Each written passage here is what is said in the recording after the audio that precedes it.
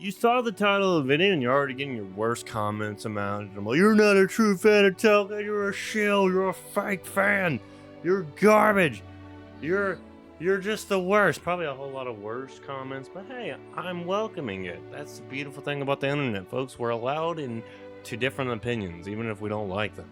But you saw the title. I love the Lord of the Rings films, but this is where the but comes in. I love these films. If you don't know, here's the thing. I've watched the books. I've read the books, watched the movies countless times. I'm currently reading the trilogy to my daughter, and it's probably the best thing since sliced bread. But my wife and I, while I'm reading these to my daughter, are watching the movies, and I can't help but think there's a lot of missed opportunities, even with the extended edition, which I would argue is the only way to watch these movies. And then there's some times where you shouldn't watch them at all and just watch the regular versions. We're going to touch base on that. I want to cover the 3 films. I want to talk about the issues I have with them. And all in all, just talk about the things that I feel like the movies didn't do right at all, whether it's misjudging of characters or certain story beats that just don't really add up in the grand design and are only there for the cinematic appeal. And we're going to talk about it. You know, it's like there's another perfect trilogy that I enjoy very much. If you hear my daughter in the background, that's how she sings. She's nonverbal and autistic, yada, yada, yada. I love her to death, though. She's a sweet girl. It's also like the other perfect trilogy that I love. No, not Star Wars, not Rush Hour, but the Cornetto of 3 Flavors. You know, it's perfect from start to finish, whether you want horror, you want mystery, buddy cop, or you want sci-fi and aliens, and I honestly have a soft spot for The World's End. Not everybody's favorite, though. It's like that one scene in Shaun of the Dead where they are relentlessly beating the bartender, zombified bartender, back to death. Fun fact, they are actually assaulting the bartender. You see, that actor was a former stuntsman in his heyday, and was like, have at it, y'all. Hit me with the pool cues. I don't know English very good. I live in Alabama. But I know it's a perfect trilogy, despite my issues I have with it. And I kind of want to talk about today. So without further ado, let's discuss why I love these films, but I have a few criticisms and nitpicks to lob at them. Honestly, in terms of like the trilogy, I don't have a lot of issues with Fellowship. Honestly, I think it's good from start to finish. A few criticisms I have. I honestly have never been a big fan of how the hobbits are portrayed. Now, don't get your pitchforks yet. I can't imagine anyone else playing Merry. I can't imagine anyone else playing Pippin. I can't imagine anyone else playing Frodo. Freaking Elijah Wood, Dominic, and Billy. I just can't imagine anyone else playing these characters. You're probably wondering why not Sam. I think Sam's perfect. I think he's literally the embodiment of Samwise Gamgee. He's perfect. I've just always had issues with him. I don't like the introduction. I think the book is done better. Also, Farmer Maggot is a great character in the book. He's literally a hobbit who tells the ring race to get bent. We don't want your kind here. Get away from us. There's no Frodo Baggins here. Leave. Be gone. I want to see a much better character than whatever the heck we got. I'm not one of those purists who thinks Tom Bombadil should have been in it. I get for the tone what they were going for with the first film. Really, the entire trilogy in general. I don't think he would have fit. And he kind of really doesn't fit in the books at all. The thing is, the more I read my daughter these books, the more I realize, and the more we watch these movies, I realize, you know, I may be a purist, I guess. But that doesn't mean I hate these movies. The Fellowship, I think, is great. I think, honestly, something like Radagast not being in it, I guess makes sense. But also, Tom Bombadil not being in it is fine, because how they portrayed him in Rings of Power is a war crime, and I stand by that. That's not who Tom Bombadil is. I guess, a MacGuffin. He's there, but he's just there to show that, oh, look at me, that ring means absolutely nothing to me. He's not worried with the things of this world. He's older than Middle Earth itself, I'm pretty certain. I don't know. It just, stuff like that doesn't bother me. Another, I guess, nitpick. Really, I have nitpicks of Fellowship, whereas I have much larger criticisms to lob at Two Towers and Witch King, Return of the King. We're going to talk about Witch King, though. Aragorn is very reluctant in the films to be the king. If you read the books, he knows that's his destiny. He knows that's what he has to do, and he's willing to take it upon himself to do it because he's not a Theodore's heir. He's not a Theodore. He's a Theodore's heir. He is the one who will uh, break the curse that has been over Gondor and all that sweet jazz. And he ultimately does. He becomes King Elisor and renews the kingdoms of Minas Tirith and unites the free peoples of Middle Earth. He's very seen as reluctant. I'm also not one of those people that has issues with Glorfindel not showing up. It's like they gave Arwen so much screen time in the first film just to dial it back over the next two films, which is kind of weird. If you're gonna make her front and center, you might as well make her front and center. I guess this is kind of a nitpick. Andorel is reforged before they leave on their journey. I get why they did it for the movie, but I don't know. It just kind of always bothered me. But you see, there's not really a lot of criticisms to lob at, other than, like, say, Farmer Maggot being just kind of there in the movie as opposed to how good of a character he was in the book. And that's kind of how we're introduced to Merry and Pippin. Again, I love Merry and Pippin in the movies. Billy Boyd and Dominic Monaghan, I'm saying that wrong probably, perfect to a fault. But I kind of want more sometimes. I kind of want their book counterparts to shine better, especially with Frodo. But that's all I got to say really on the Fellowship. Let's talk about the Two Towers and its greatest sin in the history of cinema. I think I have a few small nitpicks of the Two Towers, but I have a major criticism of it. My nitpicks are things like Saruman having more power than he really does under Theoden. Theoden in the books is just aging and he lost his only heir and he feels weakened with everything going around him. In the movies, it's literally Saruman has a pull on him. But I get why they did that. I understand it. It shows that Gandalf is the true white wizard now, breaking Theoden of his hold. There's not a lot of time for exposition, so I get it. Another nitpick is I don't really like that it's Eomer that comes riding in. Again, Erkaban shows up with the 5,000 with Gandalf. I like the idea of Gimli and Eomer fighting to the death in the Glittering Caves, because if I recall, Gimli comes out with a little bump on his head and he says the final count, and of course he beats Legolas. That counting thing is probably my favorite thing, one of the favorite things out of the books.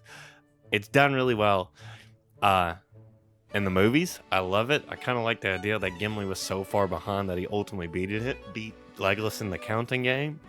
I don't know, I've always enjoyed it. But again, I don't have a lot of criticisms. I guess nitpicks is really what they are. But the big criticism I have is Faramir, to be honest. I think we can all agree Faramir is a great character in the books. He's shown as one of the most honorable men of Gondor. And it's done really well. One of my favorite quotes he says in the book is, "War must be while we defend our lives against the Ashura who would devour all.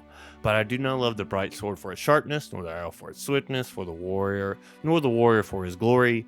I only love which they that defend. In this hour I do not believe that any darkness will endure."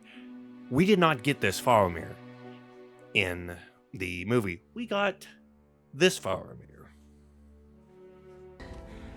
And a host of men at my call. The ring of power within my grasp.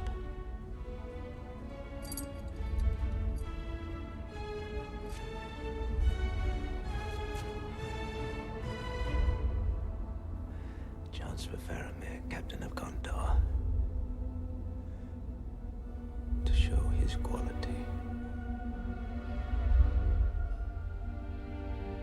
A chance to show his true qualities.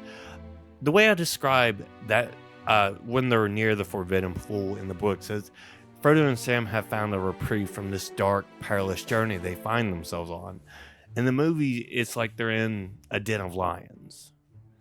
And I feel when Tolkien has said on record that he feels closest to Faramir in terms of the character that he aligns with more than anything.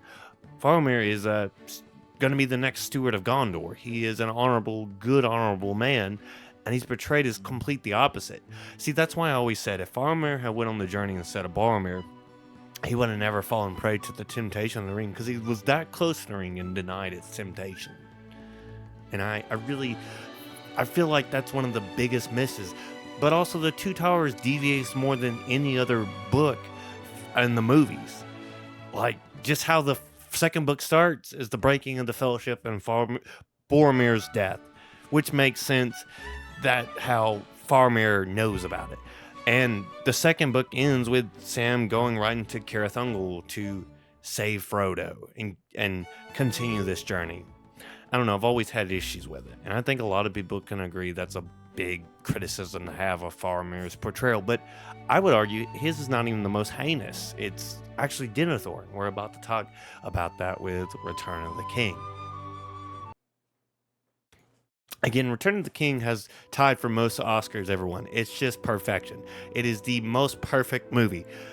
But the extended edition, which that's why it's the extended edition, really just does a lot of bad stuff. Well, not even really all of the extended edition, but like I was saying, Denethor's portrayal is so polar opposite. If you thought Faramir was bad, Denethor is quite literally a crime.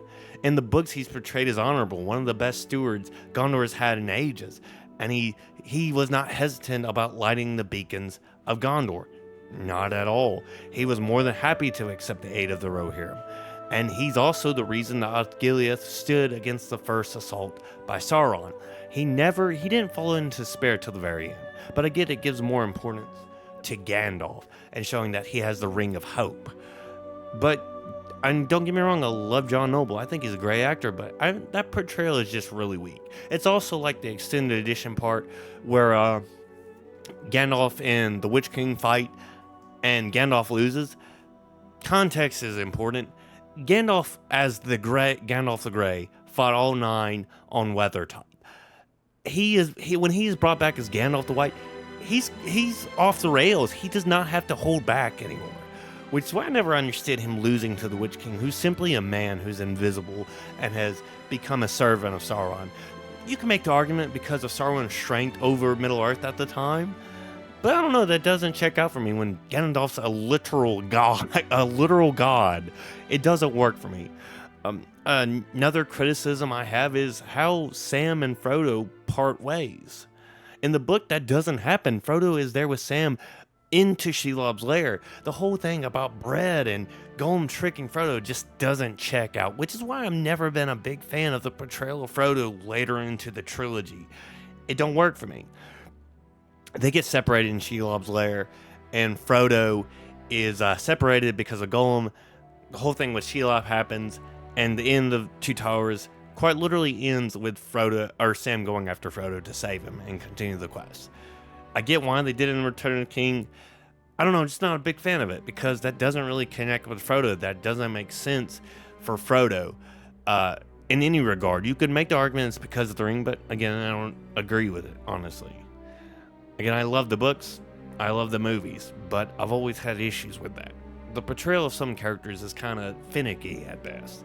Another point of criticism is the interaction between the mouth of Sauron and Aragorn, or King Elessar. Let's just call him King Elessar at that point, because that's who he is.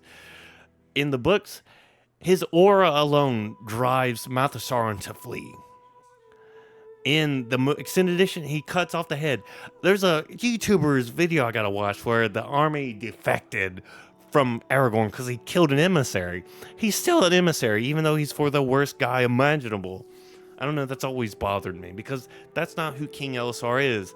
I talked about how he's portrayed as not wanting to be king, but he wholeheartedly wanted to be king because he knew that was his destiny, to be the High King of Gondor and the reforged nations or countries. I can't remember what it's called.